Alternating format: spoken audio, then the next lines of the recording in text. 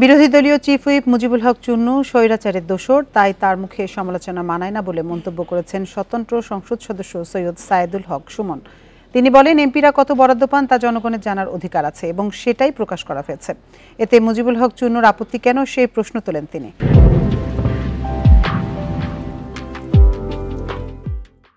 এর আগে সংসদে জাতীয় পার্টির এমপি মুজিবুল হক বলেন, সংসদে একজন নতুন সংসদ সদস্যের ফেসবুকে দেয়া বক্তব্যের কারণে অন্য সদস্যরা ভুক্তভোগী হচ্ছেন। তারই জবাবে বুধবার সুপ্রিম কোর্ট প্রাঙ্গণে সাংবাদিকদের এসব কথা বলেন ব্যারিস্টার সুমন।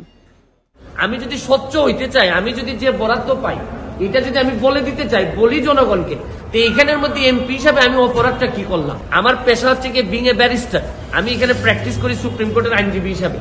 আর আমি কথা দিছি যে আমি এমপি হিসাবে একটা টাকা হারাম খাবো না, আমার রক্তের মধ্যে হারাম যাবে না।